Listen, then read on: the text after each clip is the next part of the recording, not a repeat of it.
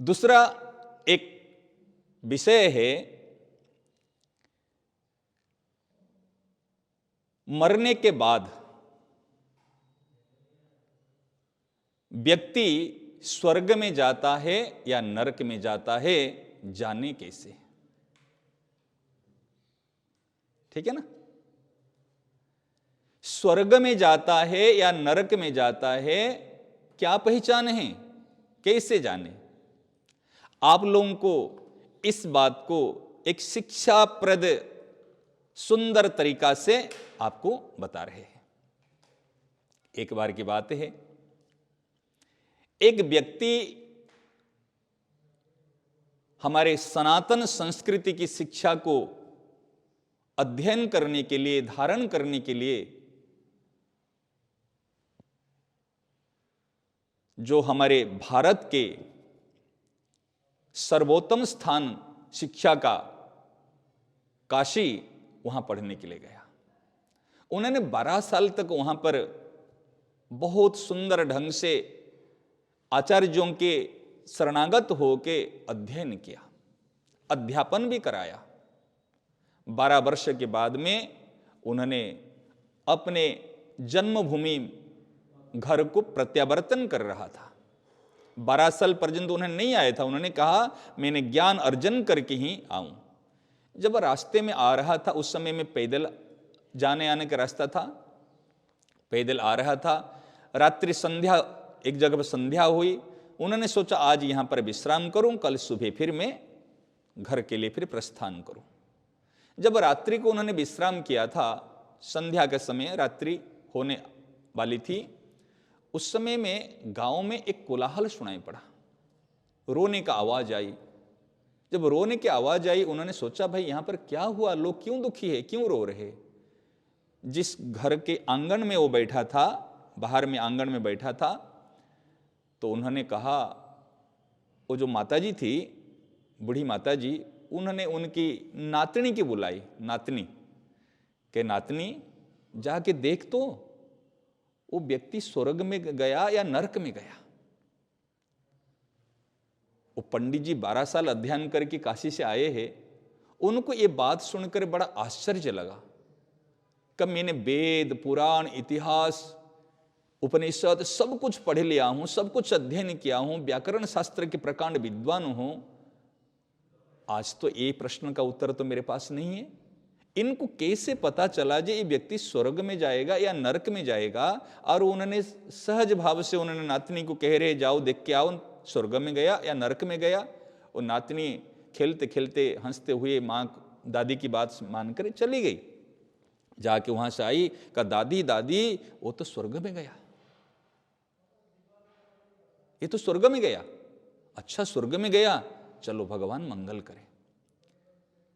ये पंडित जो था, उनकी ये बात सुनकर मन में और कौतूहल उत्पन्न हुआ। उन्होंने सोचा मैं 12 साल तो अध्ययन करके आया हूं, और कुछ दिन में यहां बिताऊं, और कुछ भी मुझे ज्ञान मिलेगा। देखो वास्तव में अगर हमको ज्ञान लेना है, शिक्षा लेनी है, हम हर किससे ले सकते हैं। सबके पास में भगवान ने कुछ ना कुछ ज्ञान और उत्तम चीज दी हुई है। हमको भंवरा बनने की आवश्यकता है, हमको मधुमक्खी बनने की आवश्यकता है। मधुमक्खी बनोगे तो पुष्प के मकरंद को आस्वादन करोगे। यदि गंधी मक्खी बनोगे, साधारण मक्खी, तो मल मूत्र पेशाब और कफ इसमें आदि बैठोगे। तो निर्णय हमारे पर है। उन्होंने वहां पर कुछ गांव में कुछ दिन अवस्थान किया। क्या माताजी अगर मैं यहाँ कुछ दिन रहना चाहूं तो रह सकता हूं? बेटा खूब आराम से, ये आपका घर है, पहले जमाने की बात है, ये आपका घर है, भोजन व्यवस्था है, रहो यहाँ पर, पंडित हो, बड़ी कृपा है, कोई ब्राह्मण देवता हमारे घर में निवास करे। ठाकुर सेवा थी घर में, शुद्धता थी, उन्होंने निवास किए। और लगभग 1 महीना के बाद में ऐसी घटना घटी, उस गांव में और एक की मृत्यु हुई। और उस प्रकार सहज भाव से उन्होंने, दादी ने कहा, नातनी को बुलाई, नातनी देख देख देख वो स्वर्ग में गया ना नरक में गया। फिर वो गई उधर से जाके आकर दादी को बताई कि दादी वो तो नरक में गया। उन्होंने कहा भाई उनके कैलकुलेशन भाई बड़े विचित्र कैलकुलेशन है, उनको तो अजीब है। मैं तो इतना दिन तक तो मैंने अध्ययन करके भी इस बात को जान नहीं पाया। क्या कारण है? इस विद्या को मैं भी सीख लूं, काम आएगा। देखो, कोई विद्या सीखनी हो तो कहते ना, कैसे? ऐसे तो पंडित बनने से तो शिक्षा नहीं मिलेगी। कहे जाके नम्र भाव से बैठना, उनको प्रणाम करना। हमारे गीता जी में आइए, तद्विधि प्रणिपातेन परिप्रश्नेन सेवया उपदिक्षन्ति ते ज्ञानम ज्ञानिन तत्वदर्शिनः। कहीं पर जाओ, पहले जाके प्रणिपात करो, साष्टांग दंडवत। तद्विधि प्रणिपातेन, फिर हाथ जोड़कर नम्रता पूर्वक, ज्ञानी बनकर नहीं, जानकर बनकर नहीं, अनजान बनकर, अनभिज्ञ बनकर हाथ जोड़कर नम्रता पूर्वक प्रश्न करे। और प्रश्न करने से पहले उनकी सेवा करे।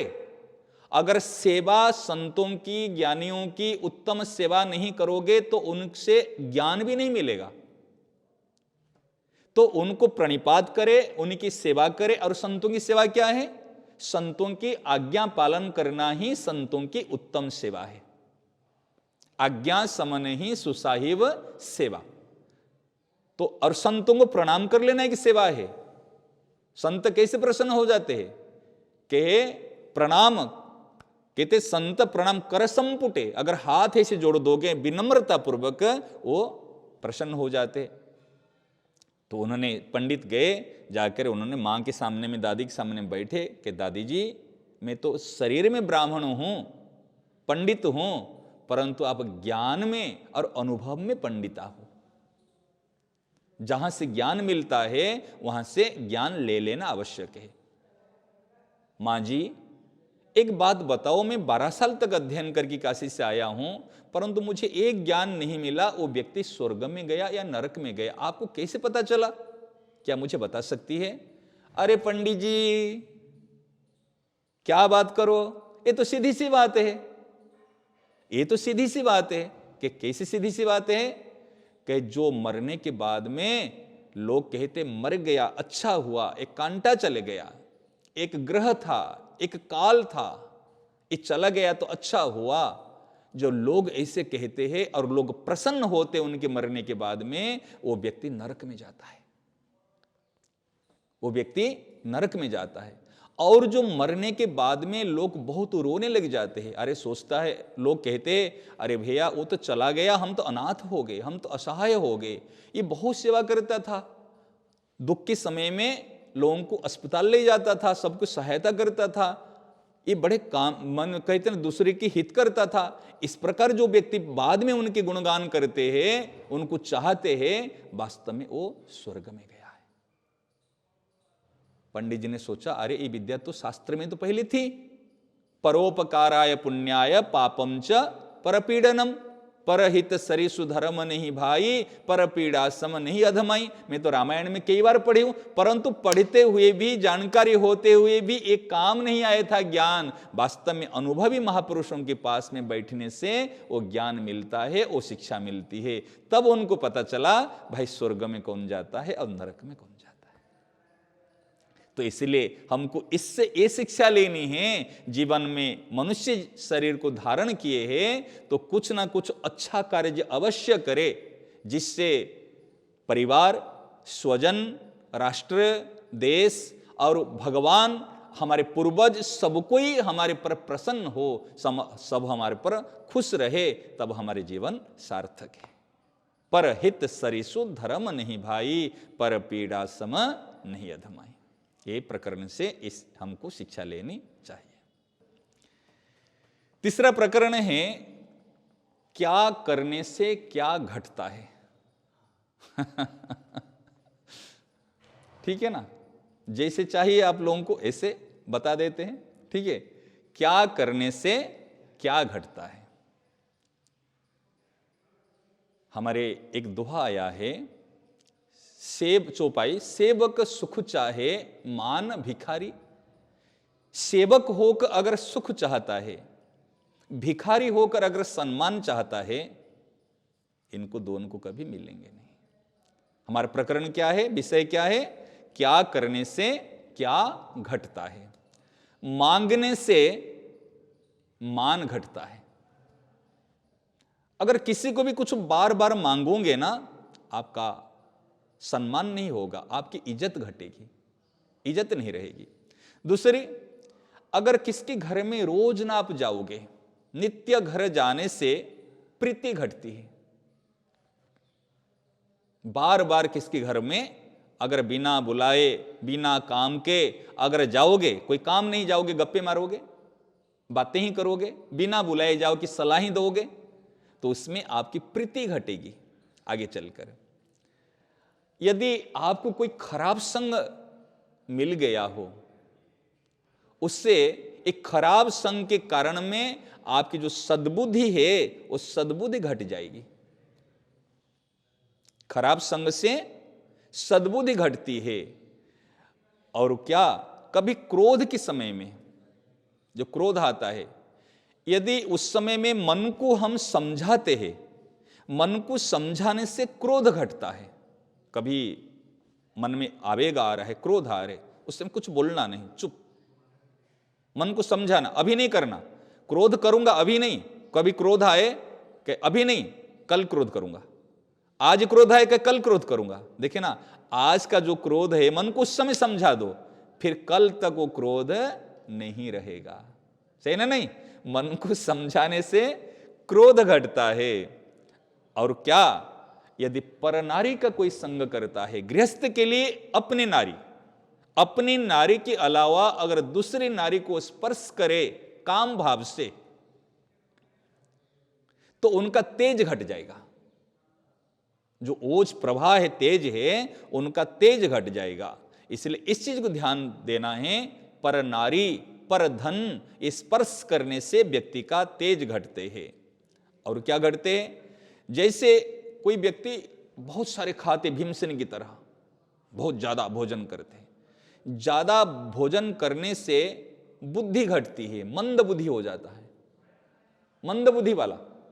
क्यों? ज्यादा खाएगा। जो प्राण शक्ति है, ये प्राण शक्ति क्या करते, भोजन को पचाने में हमारी क्षय व्यय हो जाती है। अन्न में जो शक्ति है, अन्न की शक्ति की अपेक्षा प्राण शक्ति हमारे जीवन में काम की है, तो प्राण शक्ति को, अन्न की शक्ति को पचाने में व्यय हो जाती है, इसीलिए वो मंद बुद्धि वाला हो जाता है। इसलिए सीमित युक्ताहार विहारस्य युक्त चेष्टस्य कर्मसु, गीता जी में आया है, युक्त आहार और युक्त विहार ये हमको करना चाहिए। और क्या, पाप कैसे घटेगा? यदि हम भगवान का गुणगान करते हैं, हरि गुणगान करते हैं, उसमें पाप घटते हैं। इसको चौपाई के माध्यम से आपको बता रहे हैं, आपको सुंदर भाव से। मांगत मांगत मान घटे, मांगत मांगत मान घटे, प्रीति घटे नित पर घर जाए, प्रीति घटे नित पर घर जाए, ओछी के संगत बुद्धि घटे जानो। ओछी माने जो नीच पुरुष है, ओछी के संगत बुद्धि घटे जानो, क्रोध घटे मन को समझाए, क्रोध घटे मन को समझाए, तेज घटे पर नारी की संगति, तेज घटे पर नारी की संगति, बुद्धि घटे बहु भोजन खाए, बुद्धि घटे बहु भोजन खाए, दयाल कहे सुनो मन मूरख, दयाल कहे सुनो मन मूरख, पाप घटे हरि के गुण गाए, पाप घटे हरि के गुण गाए। इसलिए हम सबको सर्वदा भगवान का गुणगान करना चाहिए, इससे ही जीवन की सार्थकता है। नारायण नारायण नारायण।